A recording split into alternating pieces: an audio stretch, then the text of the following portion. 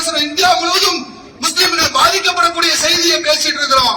ஆனா தமிழகத்தில் என்ன நடக்குது? திராவிட ஆட்சியில குறிப்பாக கோவையில 4 பள்ளியில நூற்றாண்டுகளுக்கு மேலாக முஸ்லிம்கள் அடக்கஸ்தலம் செய்த மையவாடிகள் அடக்கம் செய்யக்கூடாது, அடக்கம் செய்யக்கூடாது என்கிற ஒரு அடக்குமுறை நடந்துட்டு இருக்காங்க. திராவிட ஆட்சியில தமிழ்நாட்டில் ஆனமலை பகுதியில, காரமடம் பகுதியில, சிறுமுகை பகுதியில, மேட்டுப்பாளையம் பகுதியில அனைத்து இடங்களிலும் வாழ்வதற்கான போராட்டம் அல்ல, நாளொரு வண்ணம் பொழுதொரு மேடையுமாக எந்த மக்கள் இறந்தாலும் எந்த பிரச்சனையும் இல்ல, முஸ்லிம் மக்கள் இறந்தால் அடக்குவதற்கு பிரச்சனையாகிக் கொண்டிருக்கின்றது.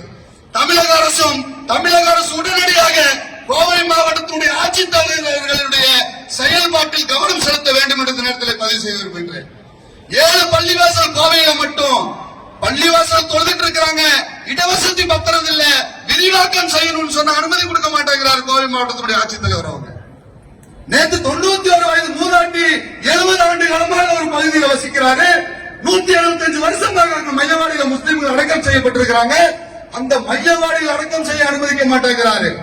கேட்ட அரசு புறம்போக்கு நிலம், வக்பு வாரியத்தினுடைய சொத்து தமிழகம் முழுவதும் 30% அரசு புறம்போக்கு நிலமாக பதிவு செய்யப்பட்டிருக்கிற அரசாங்கத்தினுடைய தவறுடா, முஸ்லிமுடைய தவறா?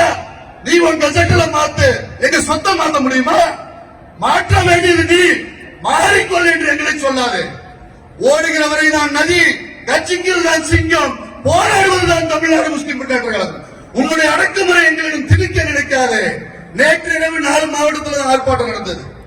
கோவை மாவட்டத்தில் ஆட்சித்தலைவருடைய செயல்பாடுகள் மாற்றப்படவில்லை, தமிழக அரசு கவனம் செலுத்தப்படவில்லை என்றால் தொடர்ச்சியாக தமிழகம் முழுவதும் இதைவிட வீரியமாக அந்த மையவாடிகளுக்காக போராட்டம் நடைபெறும் என்று இந்த நேரத்தில் காவல்துறை பதிவு செய்து விடைபெறுகின்ற. நன்றி. அஸ்ஸலாமு அலைக்கும் வரஹ்மத்துல்லாஹி வபரகாத்துஹு.